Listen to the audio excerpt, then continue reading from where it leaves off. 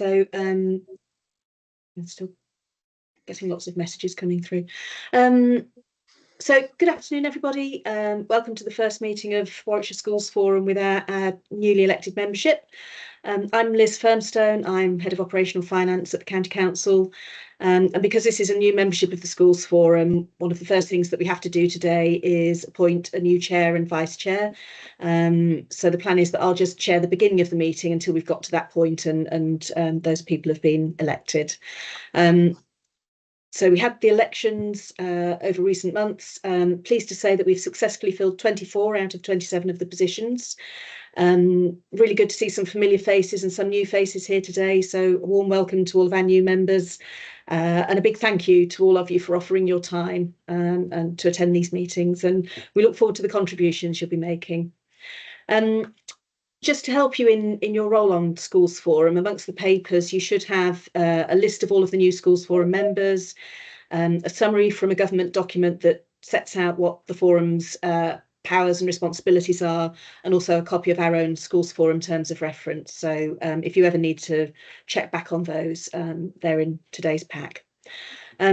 We've got a really healthy mix of members from across all of our school sectors, so maintained schools and academies, primary, secondary, special, and representation from early years, Teachers Union, Church of England diocese, so a really good spread. And the makeup of the forum is proportionate to the number of schools and that we have in different settings. So yeah, should give us a really good representative mix of views. Just as a reminder, your term as members of the Schools Forum runs for 3 years. We usually have 4 meetings a year in June, September, January and March. So a 3-year term will basically cover all of the meetings up to and including March 2028. And assuming we can successfully elect people to the positions of chair and vice chair, then ideally they'll also hold those positions for a 3-year term. A few protocols and housekeeping for the meeting, if I may. If you could try and keep your microphones off unless you're speaking, just to try and remove any background noise. Please use the virtual hand function if you'd like to speak, and also when it comes to voting, we'll ask you to raise your virtual hand when we're voting, and if you could keep your hands raised and leave it up until Dalby has had a chance to do the counts, that would be really helpful. Next, I'd like to introduce our new portfolio holder for education, Councillor Wayne Briggs. Do you want to give people a wave, Wayne? Thank you. So this is Wayne's first Schools Forum meeting as well. He's got a really big education agenda to get to grips with, so please be gentle with him. And Wayne, anything you'd like to add by way of introduction? Oh, you're on mute, Wayne.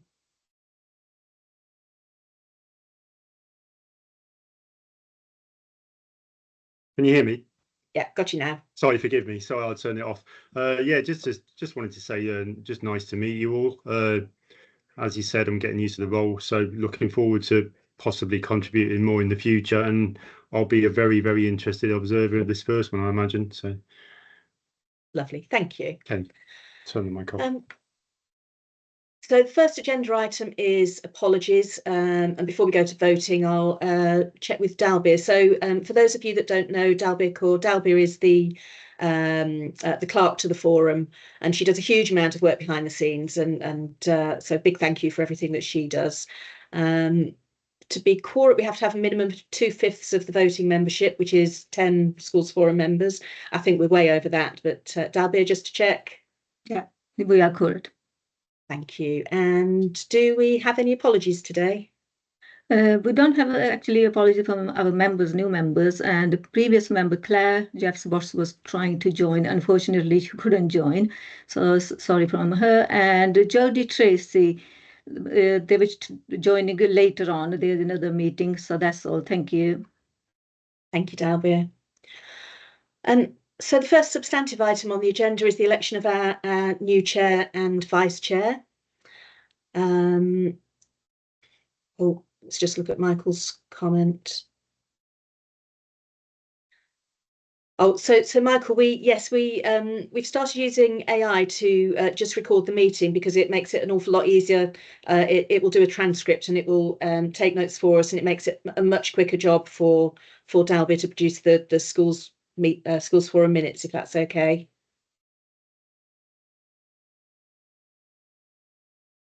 Okay, no, thank you, Liz. Thank you. It Is that doesn't okay? seem to be associated with the local authority, though. It seems to be associated with somebody else. Really? We can take it off if that helps. I can switch it off.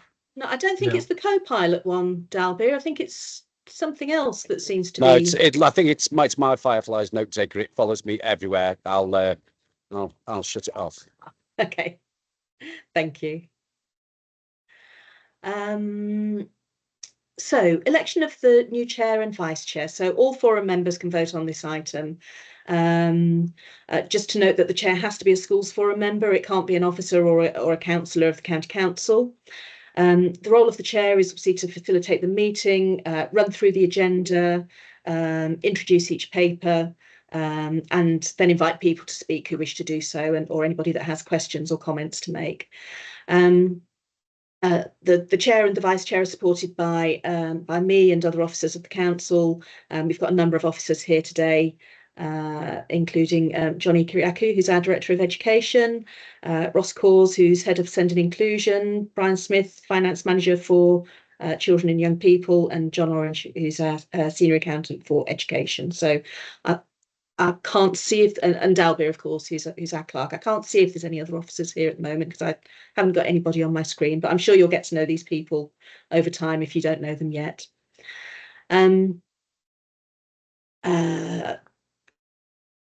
What next? I'm just looking at my notes, bear with me.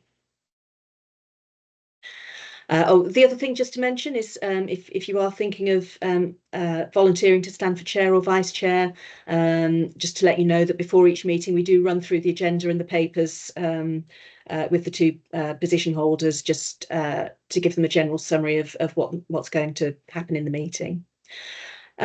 So first of all, volunteers for the chair. Can I ask if there is anybody who would like to put themselves forward for the chair, please?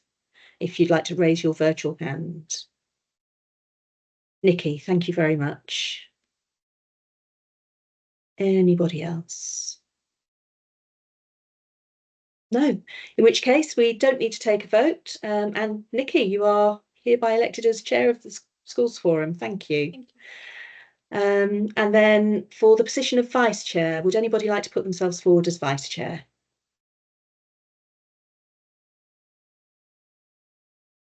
Brilliant, thank you. Is it Amy? Sorry. Abby. Abby. Thank you, it's Abby. Sorry, thank you, Abby. Just checking that there's nobody else. Fantastic. So, Abby, thank you very much. You're duly elected vice chair for Schools Forum. We have our chair and vice chair. So, with no more ado, I shall hand over the meeting to Nikki as our new chair. Thank you very much. Okay, thanks Liz, and thanks everyone, and hello to all our new members. In all the overviews and matters for information and content today, there is a lot of information in there, some for our new members. We may go over some of the existing items, but please, we want everyone to be able to have make comments, be able to have their vote and understand all the agenda items as we go ahead. So we'll start with agenda item number 3, which is voting actions from the last meeting. So if I go through each page, if anybody has any comments to make on those pages, please let us know. Put your hand up. So page 1. Okay, moving to page 2. And moving to page 3. Okay, thanks everyone. So we'll take those as all read and accepted. Can I just ask, at the bottom we had an action for one of the officers to reply to the Schools Forum member for the query received on the 18th of March by email about schools admission appeals service. Can I just check that happened and went ahead? Do we know?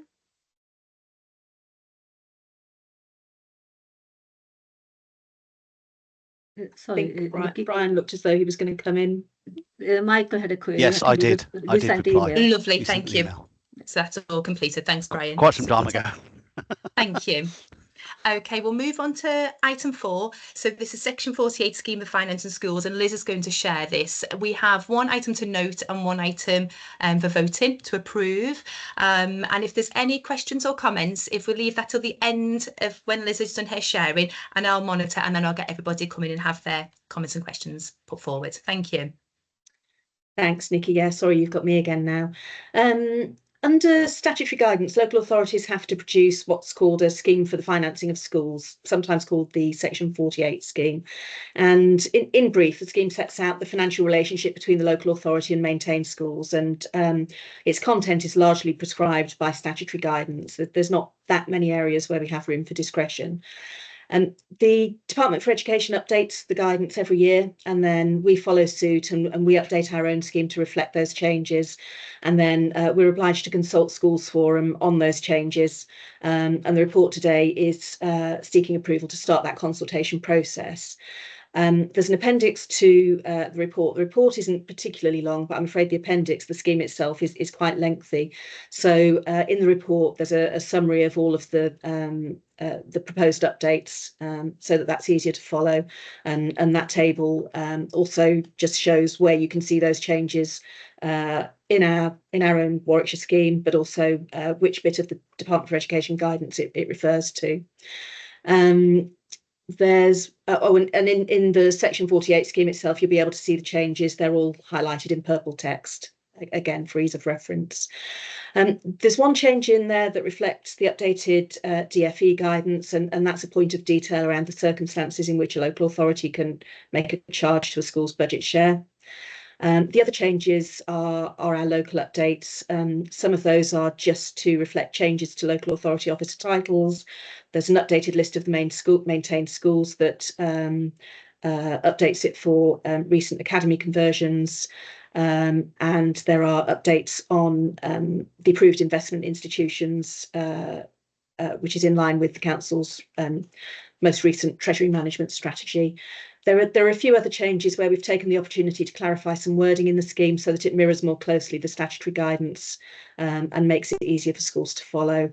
And in some cases, that wording is just to make it much clearer to schools what the position is where schools are starting to face a little bit of financial difficulty and how that works with the local authority. So yes, we're obliged to go to Schools Forum on proposed changes, and the report is asking you to note the scheme and to seek approval to the consultation timetable that's set out in paragraph 1.6. The proposal is that the consultation starts on the 30th of June, so just before you break for the school holidays, but runs till the 12th of September to make sure that there's time for schools to respond. And then we would then bring the results of the consultation back to Schools Forum in September. The scheme only applies to maintained schools, so it's only maintained schools members that are for voting on this one. Thanks, Nikki. Okay, has anybody got any questions or any comments they want to make? No? Okay, so number 1 is to note the recommended changes, and we've got no comments or questions to share for that. We go to number 2, where we do need to have to now vote. So we're voting to approve in 1.6 paragraph that the consultation period will start on the 30th of June and conclude on the 12th of September. So I'm going to ask you all if you're in favour, against or abstain, and we'll raise our hands for each one. So if you're in favour, please raise your hands now, please.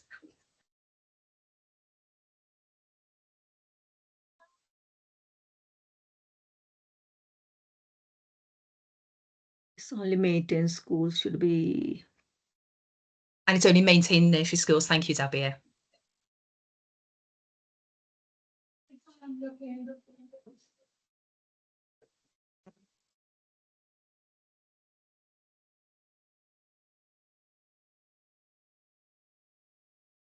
Have you got those figures, Dabir? Yeah, got 6 votes there. Lovely. And if you put your hands down, please. Okay. Lovely. We've still got one hand up. JB. Oh, thank you, Jane. Okay, so if you are against, raise your hands, please. Thank you very much. And if you abstain, raise your hands, please. Lovely, thank you everyone. Okay, so we're moving into matters for information and comments. So there'll be no more voting during this meeting, but you can have an opportunity to ask questions, make comments, so please do raise your hand and we'll put them after each report, each officer has spoken. So I'm going back over to Liz. So this is agenda item number 5, overview of schools forum for new members of dedicated schools grant. Thanks, Liz. Thank you. This is the final one that I'll be presenting. So I mentioned in the introduction to the meeting that we've circulated the terms of reference, an easy read guide from the government about the roles and responsibilities of schools forum, and I suppose the third bit where we'd like to give you an overview here is of, particularly for our new members, what the dedicated schools grant looks like, how it's broken down. So in paper 5 on your agenda, this gives you that breakdown. Sorry, I'm just going to my notes, bear with me. So what this paper does is it explains that the dedicated schools grant is broken down into the 4 blocks: schools block, high needs, early years, central school services, and it explains what sort of spending comes out of each block, and it also explains how the funding is allocated, the method for allocating the funding from each block.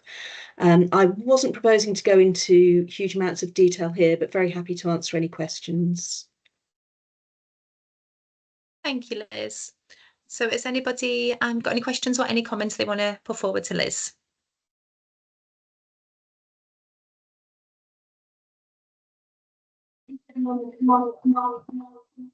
No?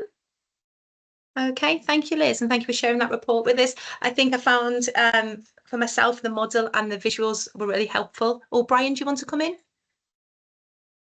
Yeah, just say after if people have read those in a couple of weeks' time or whatever, when they get a chance to really read them properly in detail, if they want to send any questions to us, if they address them to the email address where you get the invite to the meetings, then we can try and answer some of those as well. All right. Thank you, Brian. That's really helpful. Brilliant. Okay, we'll move on to item 6 of the agenda, which is the DSG outturn 2024 to 25. Can I hand over to you, John, please?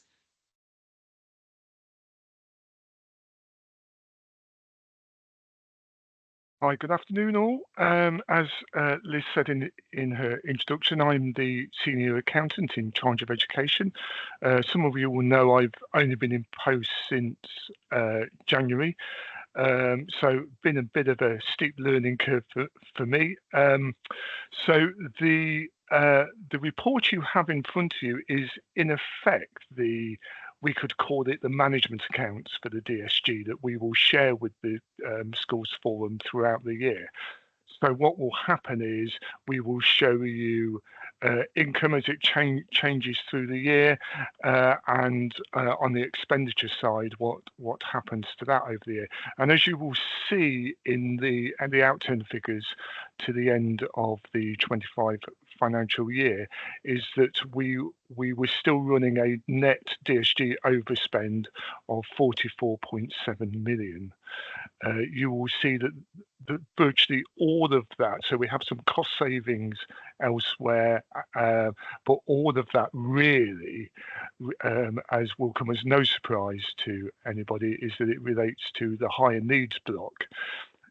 In effect, it is the open door spending on education care plans for pupils in various contexts. So to give you a flavour of that, and I'm not trying to steal anything that Ross might say in his paper here, but the cost of running these care plans annually will run from something like £12,000 in terms of a mainstream school up to something like £67,000 for an independent school.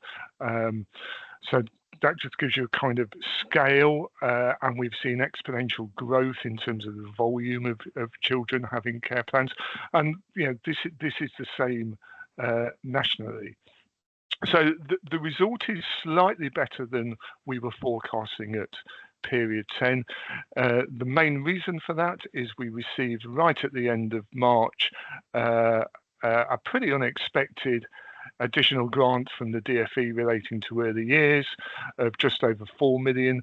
We've not reflected all of that in the year-end results, because we know when the census data goes back in over the summer that there will be probably an adjustment in the other direction. So we've been prudent in terms of what we've put in there.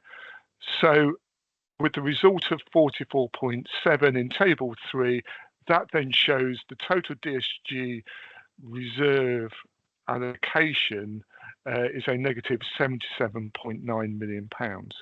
And as some of you will know, that really gets reflected in the council's statutory accounts as kind of outside of the accounts, in almost like a standalone overdraft position, which is called the statutory override.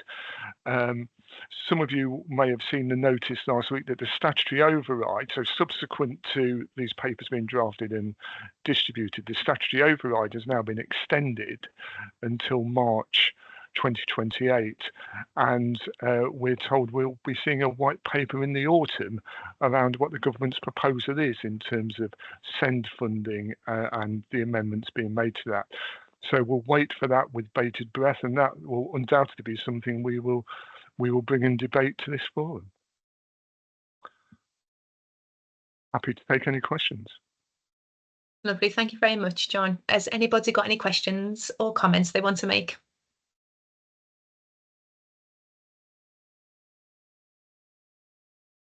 No? John, thank you. That was really detailed. Thank you very much. And again, as what Brian said, if there's any questions post the meeting, please do direct it to the schools forum email address. Okay, we'll move on to item number 7, which is the DSG recovery plan update. Ross, can I hand over to you, please? Yes, thanks, Nikita. Hello to those who don't know me. My name is Ross Cause. I'm head of SEND and Inclusion. Just to repeat, kind of the pattern of these meetings will be that in terms of information giving, we'll give an update on all aspects, all 4 blocks of the dedicated schools grant. You may get to see a lot of me as well, because as John has said, due to the difficulties in the high needs block, I have responsibility over the high needs block, and so I'll be updating on those parts. I thought before I get into the paper, I thought it might just be helpful to give a few more facts and figures behind the local system in terms of special educational needs. Some of you are head teachers will have seen things similar to this before in some other presentations, but I'm just going to take 5 minutes to do a quick presentation, if that's okay, and then we'll get into the paper itself. I think hopefully the purpose in doing that is for anyone who's not quite sure of the system, hopefully this will give some of the context to that. So bear with me whilst I'll share my screen.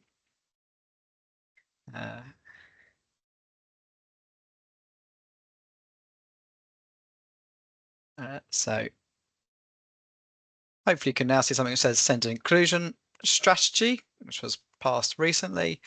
So we do have an overall SEND and Inclusion Strategy for 2024 to 2029, 6 priorities. First, about commissioning. The second, which you'll hear me speak a lot about, is about resource provision. And some of you on here own schools which do host resource provision. That is a key part of our strategy for meeting the local needs of children with special educational needs. We know that we have improvements to make in terms of meeting our statutory requirements around EHC plans, education, health and care plans. We don't really get into that at this meeting. We focus on the finances, but it is important to note at various points, and we know these things are connected. And then our other areas around promoting inclusive practice, preparation for adulthood, and improving workforce development and collaborative working. A reminder on this slide, just in terms of the amount of settings that there are in the county. So in terms of SEND is 0 to 25, so we have, I won't go through all of them, but almost 600 PVI providers, as well as childminders, 6 maintained nurseries. We have 196 primary schools, that's maintained, and academies. We have 37 secondary schools, due to be 38. Another one is opening in September. 25 resource provision, and those are growing. We have 11 special schools across the county as well. They are, you'll sometimes hear me refer to them as state-funded special schools, as they are funded differently to independent special schools, which we have 28 independent special schools, which are usually a smaller size. And then we have sixth forms and post-16, all of whom can have children with EHC plans, as well as it's 0 to 25. If I just give a sense, this is just at school age. So this is from the school census back in October, but this helps us to know what the actual numbers are, how they differ across the area, but also at the different levels that they are. So we look at it at the school census basis. We look at children with no SEN, that's kind of the third column along in blue, children at SEN support. So a reminder that not every child with SEN has an EHC plan. Indeed, this tells us that across the county, 12,646 at the time of census were SEN supported by the school, but did not have an EHC plan. They're not funded by the high needs block. That comes separately. That's actually, those children are actually supported through the schools block and something called SEN notional funding through that. And then at school age, we have 4,000, or we did it in October, 4,162 school age children with an education, health and care plan. And then actually our total number is just over 7,000 now, 7,200. So once we add in the 0 to 25 age group as a whole, it increases. But that means that if I look at the bottom right corner, 18.6% of children have special educational needs. So about 1 in 5 is what we're talking in terms of the population. And just to kind of give a sense of how things have changed, if I presented this even kind of 4 years ago, those numbers would have been lower at both SEN support and EHC plans. So we would have been looking more about 12% rather than 14% at SEN support, and we would have been looking about 3% rather than 4.6% with an EHC plan. So just as was mentioned by John, we're similar to other areas, but those numbers are growing. But that gives you the broader sense and numbers. And the context that we are aware of here. So whilst we focus on the overall position across the county, we know that individual school budgets have been squeezed. We are in what's called the F40 group. So the F40 group is the group of, it was originally 40 local authorities who were the lowest funded through the formula. I think that may have increased to 41 or 42 over the years, but still called the F40 group. We know there's no ring fence on SEN notional funding, which I'll refer to a bit more in the next slide, but it is expected that schools use that. We know there are pressures on schools as well as the council in terms of facing inflation, pay rises, teacher pension contributions and so forth. And there are different funding arrangements across schools, early years settings and colleges. This is covered in part by what Liz shared a moment ago, but just in a bit more detail. So there are different elements to funding for EHC plans. So there is something called element 1, which is also your ORPU, which every child gets. So that's the children with no SEN, and that's the age-rated pupil unit. So if you're in a mainstream school, you receive ORPU. You don't receive that in a special school or for your resource provision places. You don't receive that for independent specialist provision. Element 2 is what we refer to as SEN supports, which I just mentioned. And SEN support, schools have what's called notional funding. So they have an allowance as part of their budget, which the schools forum has agreed previously in terms of a formula for that. Is based on the numbers of children you have in terms of ORPU plus deprivation, English as additional language and prior attainment are the main factors in that. And in a mainstream school, schools are meant to use their first £6,000 to support a child with an EHC plan. The first £6,000 comes from that notional funding. Okay. Again, you don't have notional funding in a special school or resource provision. That is not in an independent specialist provision. So we all hear us talk a lot about top-ups. So top-up funding for children with EHC plans in mainstream schools is the amount that the local authority provide above that £6,000. In special schools, there are also top-ups, so they receive £10,000, which is roughly, you'll see on the, if I go back to the element 1, which is kind of between kind of 3,500 and £5,500. That was previously set around £4,000. So the £10,000 is roughly the All Pew and the 6,000 notional added together. That stayed static since 2014. But special schools and resource provisions have £10,000 per place, that's fixed, and then a top up as well.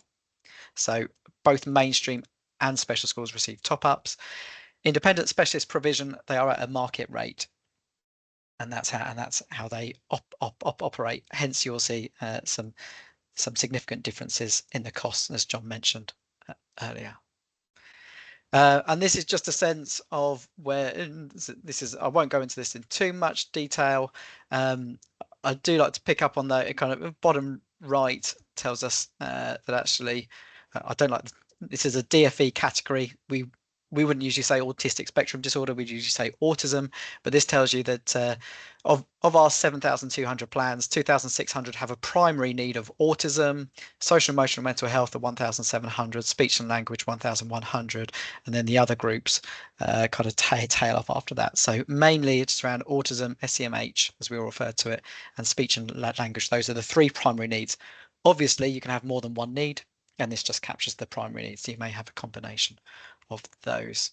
And this is the last slide I'm going to show on this, but just this gives you a sense of the spend per area, which John just gave you the update for the budget outturn, but in terms of the pupils, and it won't, you can, whilst you may not be able to do the sums, you'll be able to work out in terms of mainstream schools, there's far higher numbers with an overall lower budget. So there's lower per head. John shared the average at the moment is about £12,000 top up funding per head. And then as you go down, we want to expand resource provision. That's what we're looking to do there. It was like 211 when I took this. It's increased a little bit since. We want to use our state-funded special schools to their full capacity. And independent specialist provision, you'll see a high forecast number there with generally a lower number of pupils, so a higher unit cost, if you like. And it's not that we want to eradicate that, but we think that number should be brought down. So mainstream schools, if I just go through, again, I know many of you will know this, but it's to make sure we all understand this. Mainstream schools, you're usually teaching within a class of 30. Resource provision, we try to make that in smaller groups within a mainstream school, usually in kind of groups of 8 to 12. State-funded special schools are usually in groups of 8 to 12 as well. And independent specialist provision, you're usually going to be in a class of between 4 and 8. So that's what leads to higher teacher and staffing ratios, and that's where extra cost comes in. Okay, I'm going to stop sharing that. I hope that was helpful background information. We kind of reflected before the meeting and thought that may be helpful just to set the context for then sharing the DSG recovery plan update, which is the item 7. So just before I do that, any questions regarding that kind of context, which I've just shared with you there? Johnny, do you want to come in? Thanks, Nikki. Yeah, I just wanted to, because I know we've got some new school forum members here today, so welcome everybody. What I wanted to highlight today was that last year Schools Forum voted through a high needs block transfer from the schools block to the high needs block, and it was a really good debate because I know. Sorry, obviously, first and foremost, we're not here to represent our own schools. We're here to represent the area and the county. But obviously, in such a situation, people will look towards, what impact it might have on their own individual schools. So we had a really good debate at Schools Forum, and what was voted through was a compromise agreement that wasn't the top level of transfer, but somewhere in the middle. And I was really proud at that moment because that really showed that a level of trust within, because it was a compromise, and it showed a joined up strategic approach from everybody here that is representing the county to take money from the schools block to transfer it to the high needs block. But what I'm building up to is the key reasons for that was for the strategic approach to setting up resource provision across the county so that young people can attend their more local schools and be catered for within there and not necessarily have to go to higher cost placements, either in a special school or an independent special school. And I just wanted to feed back very briefly that has been immensely successful, and that's been successful because of that vote gone through and because of that strategic approach. So it's a good news story, and that we've all collectively come together to support that and to fund that, despite all the challenges that we've got there. So I wanted to just point that out for new members, as well as those that have been with us, and we'll be looking to continue that, and probably again at the end of this year looking to continue that strategic approach. So the impact on young people is phenomenal. And just to say, obviously you can see, and just to add to that, you can see our incredible commitment. We're heading for almost £65 million overspend this year. That does show, on another hand, an incredible commitment that we are spending money on our young people, and we are trying to provide the support they need as much as we can. But it is incumbent on all of us to look at how we can be efficient with that. So want to point that out. Thank you to everybody, and hopefully that will continue. Thank you, Johnny. And Ross, you've got no more hands up, so back over to you. Yeah, thank you, Johnny. I'm going to pick up on some of those as I go through. It's a short report, but on what's referred to as the recovery plan. We'll pick up on those points about resource provision and the overspend there. So hopefully you can see my screen. So we did a big data exercise in 2023, which led to the Delivering Better Value programme sponsored by the Department for Education, starting in April 24. Obviously, there was an election subsequent to that, and we've been informed that the Delivering Better Value programmes, and indeed in other areas, something called the Safety Valve programmes, aren't going to continue for SEND. And as was mentioned earlier as well, we are awaiting that white paper in the autumn on how the SEND system may change. And for any who are looking particularly closely at the spending review for any clues, in the spending review, they said that there was transformation funding for SEND in the 26-27 financial year and the 27-28 financial year. So that's a clue that we do expect the system to change, and we do expect that to be following legislation. We just don't know what that is yet. So I guess I put this table in as a reminder of where, based on the 2023 data that we had, where we were heading, and this paints a bit of a sorry picture, to be quite honest. So what this is telling you is that the worst case scenario when we looked at it in 2023 was that in January 2028 we would be £267 million overspent. The UB stands for upper bound. The bottom line, the lower bound is what LB stands for. This was seen as the best case scenario. So the best case scenario on the high needs block was that it would be £146 million overspent. And you'll see from the numbers as well, there is kind of exponential overspend as you carry on forward through that. So I guess the idea of breaking even on the high needs block for Warwickshire, and indeed for many local areas, is long gone. This is about mitigation and how low can you keep your overspend rather than breaking it even regarding that. So that's where our upper bounds and lower bounds were in terms of, and all of these numbers are based on January, because that's when the censuses are taken on the January picture.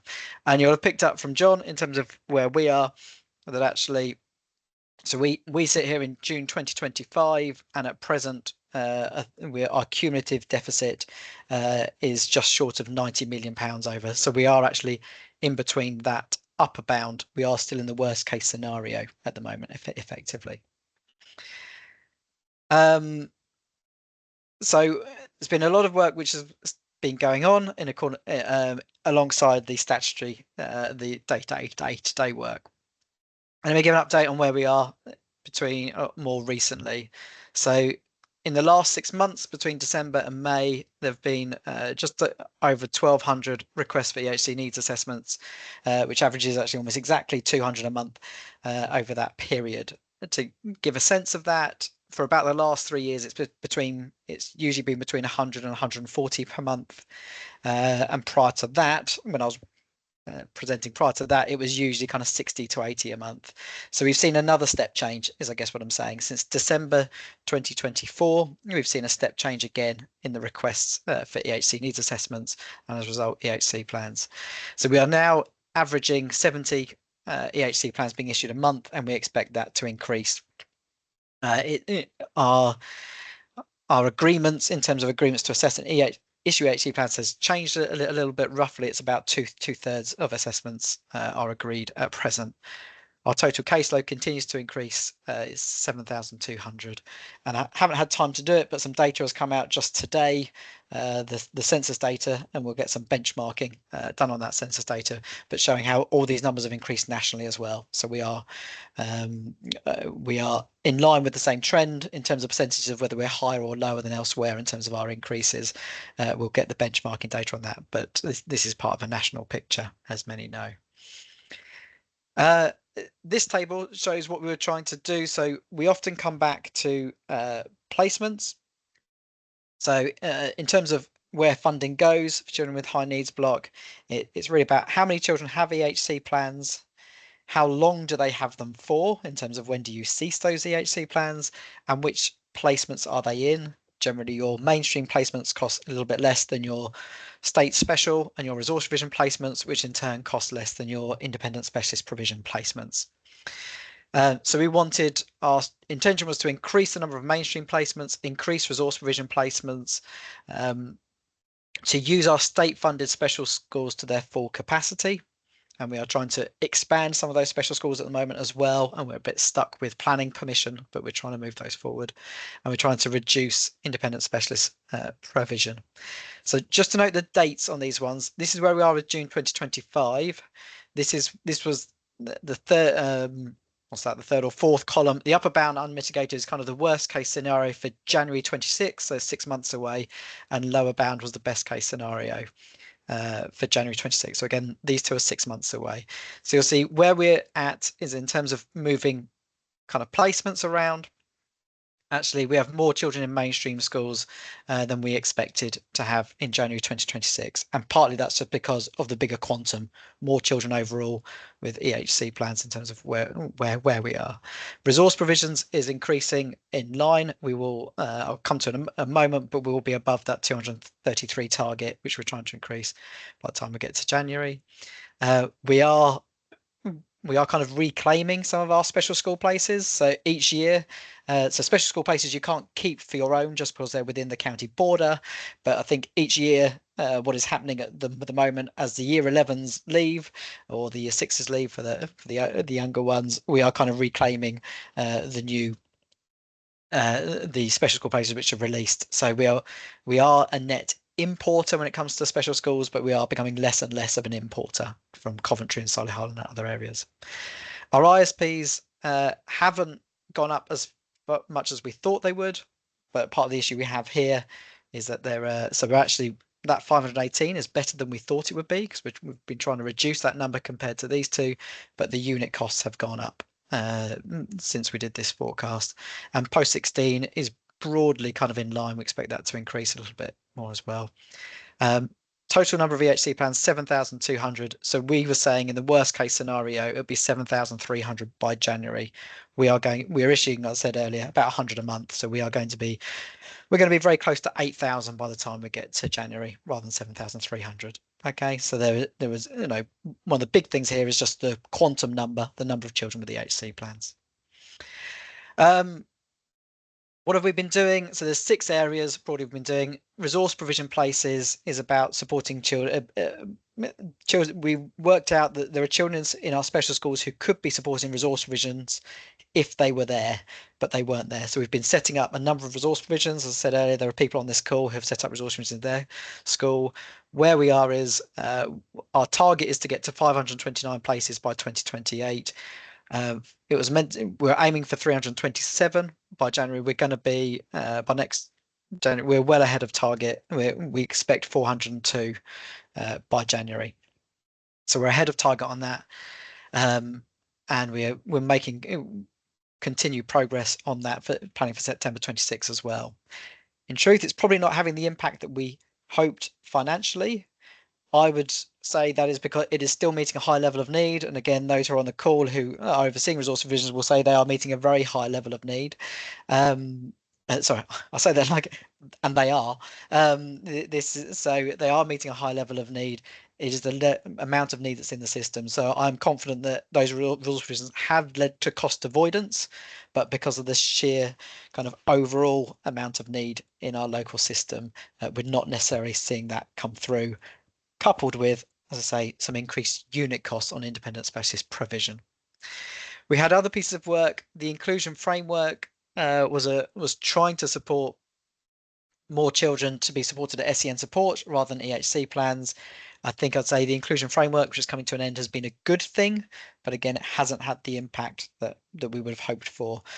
So we do still see, we've seen increasing numbers come through in terms of EHC requests. I think we've seen a better quality of SEN support for those who have been in the inclusion framework. I think actually there's been some really positive responses from SENCOs, but it's not had the desired effect. So it may lead to better provision, but it's not necessarily leading to less EHC plans. Workforce development is something we've worked with SENCOs to say, what can we do to help you support children with EHC plans in schools? We've actually used some of the grant funding to give resources as well as videos. We're about to do a launch of this. There was a kind of drop-in kind of session to collect resources last week regarding this, and the intention here is to have more stable placements for children with EHC plans in mainstream schools. It's been well received. We didn't expect the impact until September, but the impact expected from this one was, in terms of our kind of cost avoidance, was quite low anyway, about 10% of what we were hoping for. But that's we're not expecting to see impact from that resourcing yet. The digital infrastructure, I won't particularly go into. That's about improving our communications and our systems behind the scene, not particularly about finances. Two other things to mention: top-up funding. We changed how we've done top-up funding. Generally, this is what we've seen is since September 24, we've rolled out a new system which has led to significantly higher top-ups in mainstream schools. We've actually had to look at the calculation again regarding that, which has reduced slightly, and we had a really good session with all the chairs of the Warwickshire Consortia last week, what we call the Warwickshire Education Board, going through how top-up funding is changing. We didn't go through that today. We can do if we need to at a future meeting. There were 14 slides on that one, I think, so you can look forward to that if you do want to have that presentation. But we know that there's a pressure on top-up funding, and we're trying to get the balance right between trying to get the right amount, trying to match it to what's in the EHC plans, trying to support schools, but also we know we're overspent and we can't continue to overspend at this rate. It's not just a number, there's actually kind of it leads to financial instability for the council as a whole. And then lastly, supported internships, which are small in numbers. This is about helping young people, usually kind of aged 19 to 21, into work. So they're small numbers, but that can really provide support as well. We're still looking to expand those further. That's what I wanted to share today in terms of where we are with the recovery plan. Those are our main elements of what we're focusing on. There are other elements as well. I tend to provide, well, I don't provide, we have 5 meetings a year, I think, at the moment. We tend to focus on SEND at about 3 meetings a year. I'm happy to take questions now, but also there'll be a further opportunity in future meetings. Thanks, Ross. Just to share that context and all the slides and that you started were brilliant, and I think that really will help members with the detail of then the report. So thank you for putting those together. Jane has asked in the comments if we can have a copy of those slides, and Dabil said we can send those out to the school forum members. Is that okay, Ross? Yes, yeah, these slides I can send out. I can see Jane's also put about the 50% to 33%. It is having an impact of school. It's difficult because it is based on the individual and it's based on what's in the HC plan, so it's affecting differently. I think what we've seen is, though, generally that taper has led to about £1,500 less per child, but that's not a hard and fast rule. So as I say, and what we've shared is that if there are, I guess where this has biggest impact is where you have a very high number of children with EHC plans and you are depending on that cash flow to come in. If that changes in year, that can have a significant impact, particularly, for example, if you're a small school, if you're a small primary school with a high number of children with EHC plans. And what we've said is to keep in contact with us regarding that. If that feels like it's destabilizing your budget as a whole and will affect the quality of the provision that you can provide, to contact us and we'll try and work through that. Thank you, Ross. If you want to come back with any other comments, please do type them in. We can see your microphone's not working. Abby, do you want to come in? Yeah, I just I wanted to ask, because is there anything as schools we can do? Because it sometimes feels like we're trying to do the impossible, and we're trying to do more with less money, which ultimately is sort of what we're trying to do, and that's obviously only going to impact people, and that's our young people. I just wonder, because this isn't an LA problem, obviously this is a national problem. So is there anything that schools could do to help the local authority? You know, where are these discussions being had? Because the impact is what we're feeling in schools, but we know those discussions and the impact is being talked about further up. I just think if it continues as it is, I think we are already at crisis point, but I think it could get even worse, because, you know, whilst all I think our heads understand why we've gone from down to the 33%, that is going to have an impact on children, but we do fully understand why. But do you get any feeling of where this is going to? Is there anything we can do to help raise the profile of what's going on here? Because it just feels like we're kind of shifting money around. We can't create more money, can we? I think we are hanging on a little bit for the white paper in terms of an overall change of the system. It would be pure speculation if I said that, and there's occasional leaks in the press on there. There seems to be particular. I think there's somebody in the Guardian who seems to have that. Whenever I see a new news story, it seems to be linked back to the Guardian pages. I think we know there are going to be significant changes. We don't know what they are. All the indications seem to be that they will ask mainstream schools to do more, rather than open new special schools. How they will fund that, I think, is the bit which we're all waiting to see. One of the reasons why I mentioned about the SEN notional funding as well is because I think that will be overhauled. So whether that's still locally a local formula, or whether that is now akin to something like pupil premium or something like that, we will see how that is funded. But I think there's probably got to be a trade-off between asking mainstream schools to do more, but giving them more funding up front in order to do that. I think that's where the trade-off will be. But that is speculation on my part, but I think that's everything that's coming out seems to be pointing in that direction. I think in the meantime, I think a lot of this is well, Abby, you oversee a resource base, so you're one of the schools in our view that has stepped up to the plate, tried to meet that local need, and we're asking others to do that as well. And as I say, we're seeing a number come up and do that, but I think that needs some more planning as well. So we won't get into that all now, but for example, I know there's a number of tensions at the moment, like going from nursery to reception. I think there's still tensions going from year 6 to year 7. I think there are still points that we need to kind of improve on and have the conversations of what will that provision look like, rather than almost some schools or nurseries kind of hanging on until the end and then the child moving to the next phase.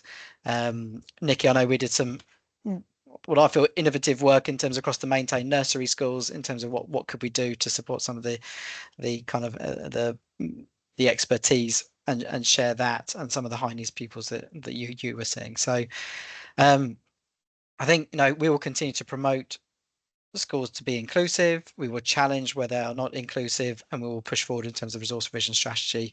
But in truth, we, like a number of other local authorities, I think we are now in the top 10 for overspending, but we're still not at the top in terms of that. We are looking to see what's the national solution. Thanks, Ross. And I think if I bring Liz and then Johnny in, and then we'll go to the questions that have come in the chat. So Liz, over to you.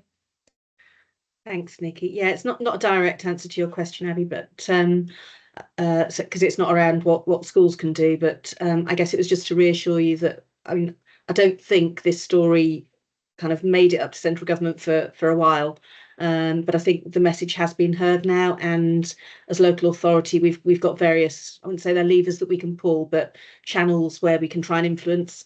So Rob Powell, our Executive Director for Resources, is currently the President of the Society for County Treasurers, and I know he's doing a lot of work and has got some routes into conversations with government about what the change might look like.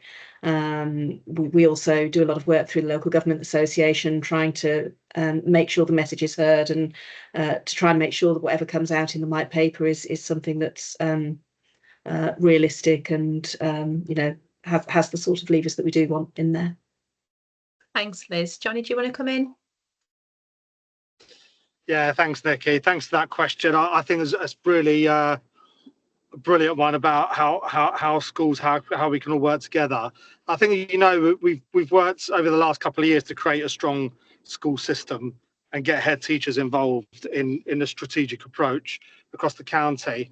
And I just think the very, very vast majority of schools, everyone comes in to be inclusive, and everyone wants to be inclusive and wants to support. But every time requests for further funding are made, this is where the funding comes from. So in some ways, collectively, we're all contributing to the overspend. We're getting several trusts approaching us saying, we want more money, we need more money. I've had a couple of stories where a head teacher has emailed myself and copied in every member of the Overview and Scrutiny Committee to try and get the outcome they want, to pressure us to give them more money, and then to encourage the parent to complain. And these are rare incidents. But it all adds to what I've always said, Abby. You've heard me say that the system is almost designed to be adversarial. And what we need to make sure is that as a local authority in schools, that we don't fall into that trap, and that we try to support each other collectively to overcome that.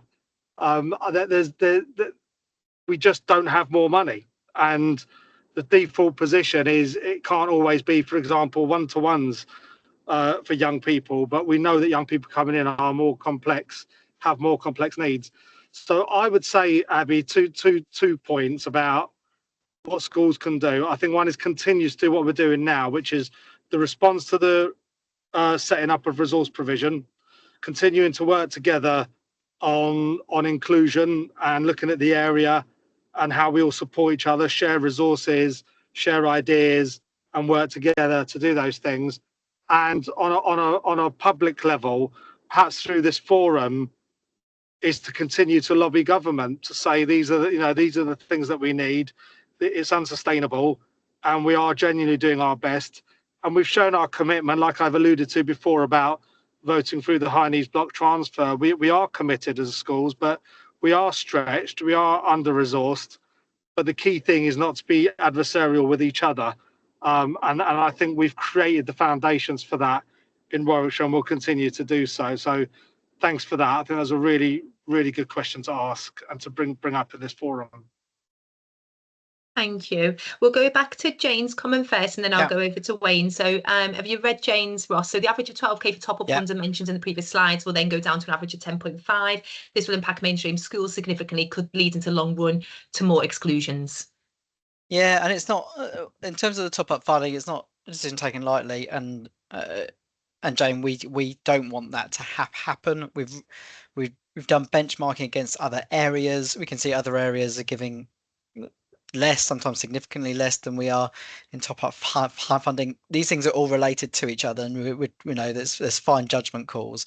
And I was speaking to somebody earlier this week who was kind of had the view that had we provided one-to-one funding, then something would never have happened. And yet, so why don't we just do that for every child? Well, if we did, some of those things may still happen, and it's not financially sustainable as well. So it's a fine judgment call. We will continue to monitor that impact, Jane, and we're trying to get the balance here about funding appropriately. We are trying to get more funding into mainstream schools. It is still more than it was previous to the old matrix. That is still increased, but it's not quite as much as it has been. And as I shared with some of the heads, in terms of trying to get a banded funding, nationally they abandoned it because they found it was too complicated to do. So it's recommended as a local tool. It's recommended because it's quicker and easier than doing costed IEPs, and generally it's a kind of better system to do so. But there's still it is a calculation rather than it might not be spot on every time. In terms of Wayne's point about the F40 group, I was just looking this up actually. In terms of, I knew there was a graph that I saw recently about the F40, which I'm just going to share. the one I've found, East Riding of Yorkshire, have clearly made a big pitch of this. So I'm not sharing this to show you where East Riding of Yorkshire are, but you can see this. But this is these are all the local authorities, and this is the allocation per mainstream pupil. And this came out a little while ago in terms of where they are. So these are 152 local authorities. So East Riding were clearly very unhappy about this. They're fourth lowest. Warwickshire, if you could see my mouse, are there. So we're kind of in the bottom, kind of 25% in the bottom quarter. So when, in terms of Warwickshire, along with other county councils, have made representations. I think I'll just take that down. You can see, it goes up steadily, and then it goes up significantly towards the right hand end. They are particularly London boroughs at the right hand end. We have made recommendations through things like the local government association, the county council network. There are knock-on costs for us. So, for example, transport costs for Warwickshire are significant compared to somewhere like Coventry. I think is Coventry a 6 miles radius from one side of Coventry local authority to the other. It's I think I calculated it's an hour and 15 minutes from the southernmost point of Warwickshire to the northernmost point. So it has a knock-on effect, which that's been made very clearly. In fact, Nigel Minns, who's our Director of Children's Services, sits on a national group advising the DfE on SEND. Those points have been made, and that's why I say I think we're waiting to see what comes out of that white paper, but we do think that is one of the issues which will be addressed. Thanks, Ross. And Wayne, do you want to come back in for that? Yeah, I'll come in on the mic this time and won't be lazy. So that leads me to believe that when we have the local government reorganisation, then if we're talking about travel costs like that, that maybe 2 unitaries could be better for this SEND problem going forward. That be the case, do you think, Russ? Could we redistribute resources more efficiently if we had a north and a south? I think, Wayne, you're bringing me into a political discussion then, which I'm not. Forgive me. Sorry, yeah, forgive me. Yeah. I guess then, so changing subject then. I meant to say neutral on whether we should be 2 local authorities or 1. So I'm going to dodge that one if that's okay, Wayne. Okay, that's fine. Yeah, I understand. And I've been asked to. Well, I'm not going to go in person to the first one, the F40 meeting down in Parliament, but it seems like quite an important thing for somebody like me to do then, and go and represent the county at a group that's clearly lobbying for what is, there's going to be some change needed, and they seem to be moving in the right direction. Would you agree? Is that something I need to be getting involved with? Yeah, and I think that the argument we would make, particularly with regard to SEND, is that SEND, whilst there is a relationship between SEND and deprivation, which the formulas are there for deprivation. We recognise that, and there is an argument for that, but we also realise I think it's not all elements of SEND are linked to deprivation, and that's where I think counties feel there's a lack of funding there. So I gave the example earlier of all the different types and categories in terms of different types of special educational needs. I don't think there's the evidence to show that all of those are linked back to deprivation. As a whole, SEND is, but not necessarily all those individual needs. Thank you. Michael, do you want to come in? Yeah, thank you. We've talked a bit, or we've heard a bit about national funding challenges and waiting for the white paper.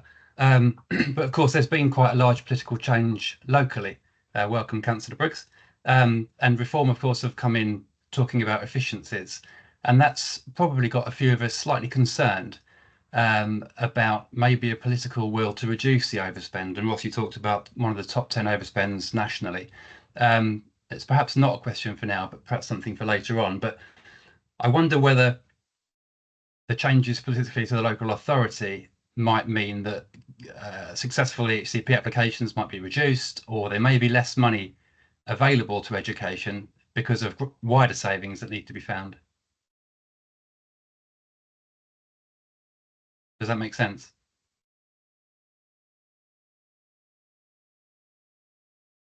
Is that a question for me?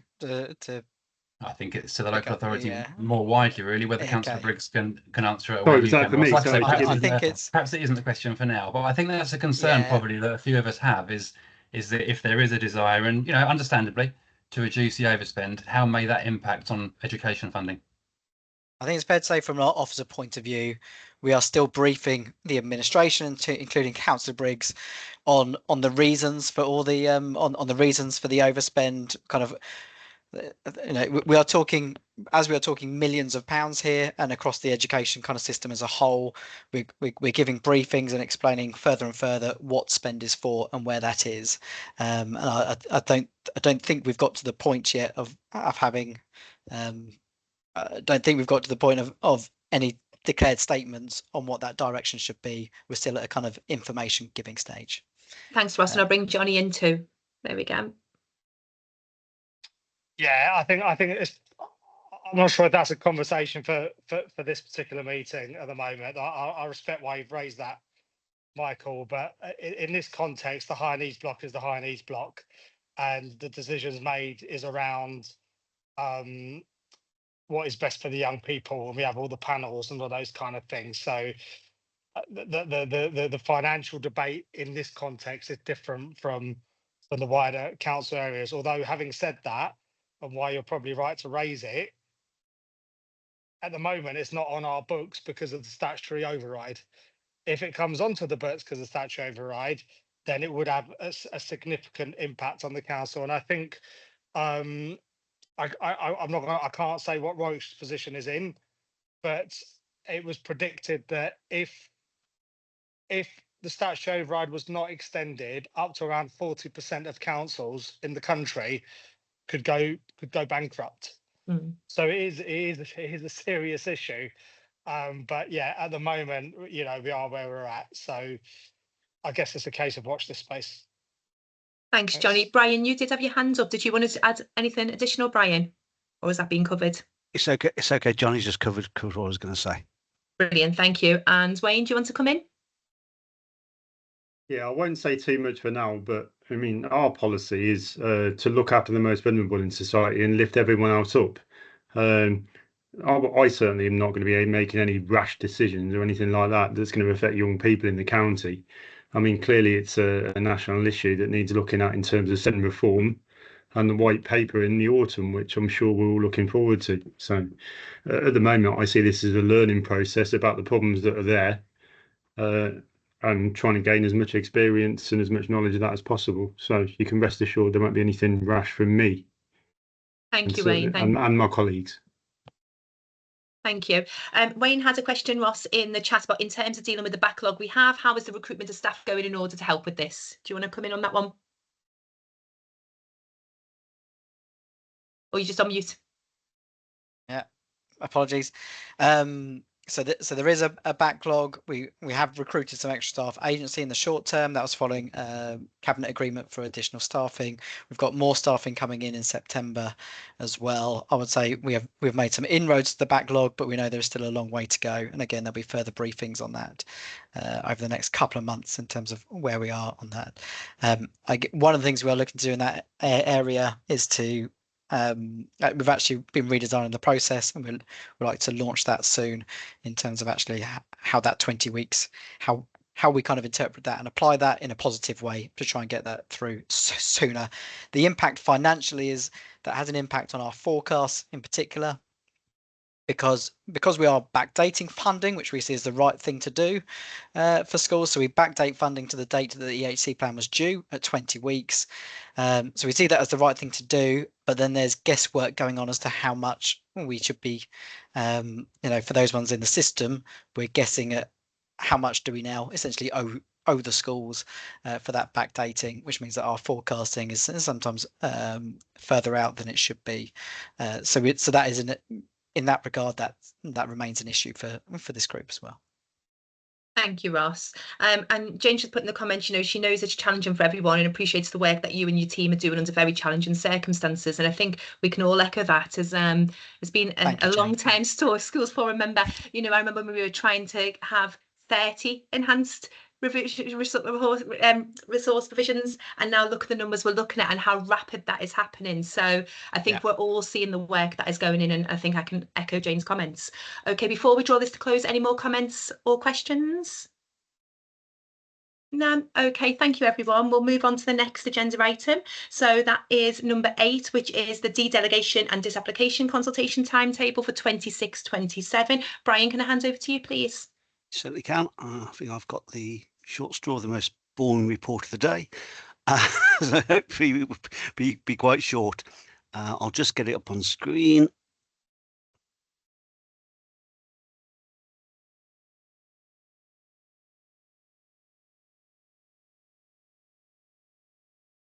Sorry, 1 second, not that.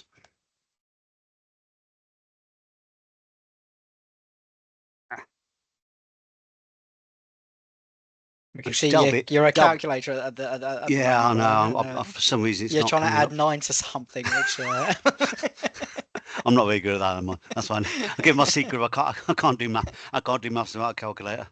Right, it's that one I want to get up. It's just not working for me.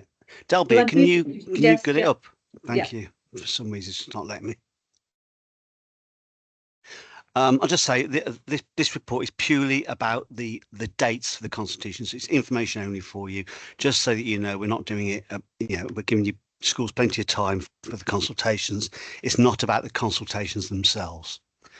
The first consultation is the de-delegation, and that's for all maintained schools only. So that's the primary maintained and the single secondary school maintained school we have. Then the de-delegation consultation will be for all members of the school forum. Okay. So if you just want to go down a bit on the next page. Well, the de-delegation, they're the services that are currently de-delegated back to us. For those who don't know what de-delegation is, it's for smaller areas of spend that schools, especially smaller schools, may want to partake in, but it's seen as a better option for us to pool the budgets and for us as a local authority to provide the service. And the schools decide whether they do that as not. You can see that primary schools want to do more over time. The secondaries have de-delegated a bit more. There's only a few set things that you can actually be de-delegated. Academy schools cannot de-delegate, and nor can special schools, regardless of whether they're maintained or not. The dates are there, so we want to start the actual consultation as soon as possible next Monday, and giving to you a couple of weeks into the school term, and then we'll bring the report to the schools forum in September as normal to have a quick decision. Because if we decide not to de-delegate stuff, then the services can be affected, and we need to make a decision at the local authority. Are we going to continue to provide that service with less money or no money, or trade it? So we need to have those decisions quick for the following financial year. As been mentioned before, I think Johnny mentioned that we've got the transfer between blocks. Well, we've going to consult on this. We have to consult on this. It's generally about movements from the school block to the high needs block. So we'll be consulting as normal, modelling it based on the latest information we have, sending that information on schools about how much it will affect each individual school.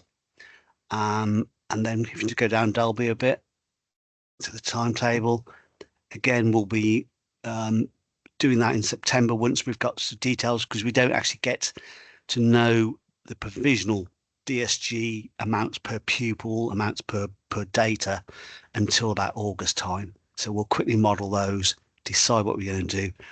We as officers and the leadership team of the local authority will decide with the political leadership, will we or not go for apply for disapplication or not, and provide that information at the same time. So it's really about asking you, will you agree 2 amounts possibly? Last year was 2 amounts. We asked you for 0.5 or 0.25. Schools forum agreed 0.25. The political leadership at the time decided after that we wouldn't go to the Secretary of State to ask for to override that decision and for us to have 0.5%. So it was left at that stage. We'll still have those discussions later on in the process anyway. But these are just, as I said, these are just the deadlines for now. Thank you, Brian. I'll bring Andy in. Hi there. It's just a quick one. I think you've answered that, Brian, but will the modelling give us the 0.25% option in it as well, not just the 0.5? Yep. That's fine. Thank you. You can have 0.10 as well if you want. Yeah. Well, don't tempt us. No. We're trying to help you here. Thank you, Brian. And I think last year we got more feedback and more schools responding. So we need to really think about that as well, about how wide and where we get that out for when we do send the consultation out. Any other comments? Gillian, do you want to come in? Only to say that the comms from Ross and Johnny last year regarding the thinking that they were hoping people would do in advance of making their decisions, I think really helped people to engage in that. I think sometimes finance heads might feel it's a little bit not their day-to-day remit, but I think the explanations that were given were really clear, and something along those lines again, and the benefits that the decision that was made have had for everybody. If that was repeated, that would be a good way to promote engagement again. Thank if you, I can Gillian. come back on that, Nikki, just say, Yes. yeah, last year we did that as a kind of with about a week to go following a meeting we had with heads. So, Jill, yeah, we'll try and get that out in advance first time this year. Brilliant. Okay. Thank you. Okay, there's no more hands up, so we'll finish that item. Thank you very much, Brian. And we'll move on to item 9, which is the forward plan. Thank you, Debbie. Over to you. Thank you, Nikki. Next meeting is on 25th of September, and we will have 2 papers for decision. Is the consultation results we will bring to the schools forum, and beyond Microsoft Teams. And there is few papers for information and comments. And the meeting after that will be in November, which date is not decided yet. So thank you very much, Nikki. Thank you, Delby. Okay, we'll move on to the last item with this chair's business. So I've just got a couple of items to go through. Firstly, just echoing what Johnny said, thank you all for being members. We know it takes time and commitment, but it's so important. And the discussions and the challenging discussions and the celebrations we have it's important for the future of all the education and wider. I'd like to say a special thank you to Philip Johnson, who has stepped down as the previous chair. I've got a hard act to follow. He made us smile during times when we were having real challenging debates. So I really want to say thank you for all the work, time and commitment he put into Schools Forum. We have got Claire Jeff-Swatts, who is leaving Schools Forum due to a change in office, and she wanted to attend this meeting but couldn't today. Just echoing what Liz said, you've been set your terms of reference and the School Forum powers and responsibility. And for our new members, I would really recommend going through both of those documents. It really shares what our role is as Schools Forum members. And if you've got any questions, please channel them over to me or Dalbia. We're more than happy to take those for you. And the last item is in November, we do have a face-to-face meeting because it's a really important discussions we have in that meeting, exactly what Brian's just talked about in his report. At the moment, it's planned for the 6th of November, but that date can change. But we don't have a venue. Now, in the past, some of our secondary colleagues have offered a space for about 40 of us. If you can do that, please do email Debbie and let her know, please. That'll be really, really welcomed. Okay, thank you very much. Okay, I will draw the meeting to a close now as there's no other business. And thank you everyone for attending, and we'll see you soon. Thank you, everyone. Thank you, everybody.